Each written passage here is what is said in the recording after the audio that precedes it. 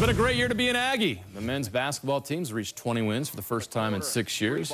7 years, actually. Before that, the football team won 11 games. Utah State is one of just 2 schools in the country with a football team that won 11 games and a basketball team that has won 20. It's also the second time in school history that they've done so. Also, they did it back in 2012. So right now, the Aggies are tied for second place in the Mountain West Conference with Fresno State. They split their 2 meetings with the Bulldogs this season. 7th-ranked Nevada sits on top of the Mountain West by a game and a half. Next up for the Aggies, a home game against the New Mexico Lobos, followed by a road game Saturday in Boise.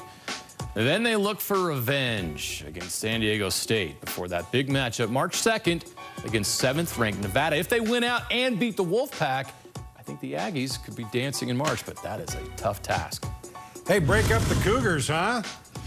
They're on a hot streak. They're starting to put it together. They've won 5 in a row, including 2 come-from-behind wins this week on the road. Thursday at San Diego, and then yesterday at Loyola Marymount. This hot streak has BYU firmly in 2nd place in the WCC, which would give them a big boost in the WCC tournament. They would get a bye into the tournament semifinal. Those byes go to the top 2 teams. So Cougars, they only have 3 games remaining in the regular season. Thursday at home with San Francisco, and then Saturday at Gonzaga. Then it's a week off before the finale at home with San Diego. All right, last night the Utes took a hit in the Huntsman Center a little bit against Arizona State. Utah's defense, Jeremiah, well, not very good. Nope. Sun Devils shot 54%, 46% from 3, and Utah gave up 98 points at home to a team that only averages 80. And Utah's 3-game winning streak, well, that came to a crashing halt. What did I think about our defense tonight? Well, it was piss poor for the most part. It's a combination of a lot of things, but it really came down. There were 50-50 balls, there were loose balls and rebounds, and if you don't come up with those, you know, it's a really athletic team, and they played great. They were dialed in, and you know, the best team won tonight for sure. Well, Parker Vagendijk had another great week. His hot shooting continues after going 8 of 16 during the Utes SoCal sweep last week, including that incredible game winner at UCLA. Parker was 7 of 10 from 3 against Arizona. Scored 23 points in that win. He followed that up with 3 of 7 shooting from 3 in the loss to Arizona State.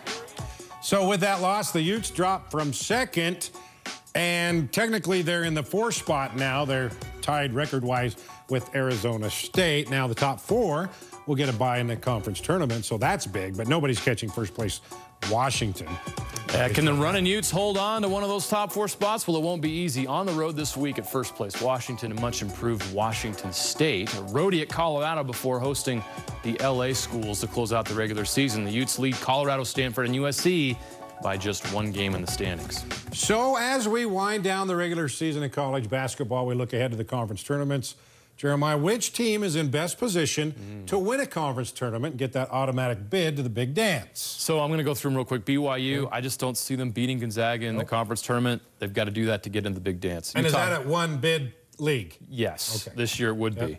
Unless, obviously, Gonzaga gets upset. Utah State, if they beat Nevada and they run the table and get to the championship game in the Mountain West, I think they would, but that is way too much to ask. They have to get to the championship game and beat Nevada in regular season. Okay. So Utah Valley, I don't see them getting past New Mexico State in that tournament down in Vegas. Weber State, they're banged up right now. Zach Braxton has to be healthy for them to win the tournament. And Montana looks like a team to beat in that league right now. So this is crazy to think. Southern Utah, they've surprising, but I just don't think they're there yet. Same problem as Weber State. They're just not quite there yet. It's crazy to think, but I think Utah has the best shot if Utah, if they finish top 4, because they wouldn't have to play that Wednesday.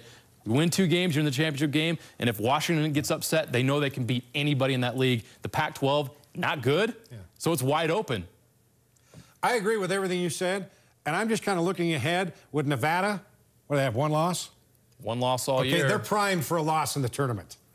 They're primed. That's the upset special. Hey, they're primed in a loss in Logan. Yeah, exactly. Utah State could get them in the spectrum. But I think that Utah Valley, New Mexico State is their biggest challenge. I think they can beat anybody else.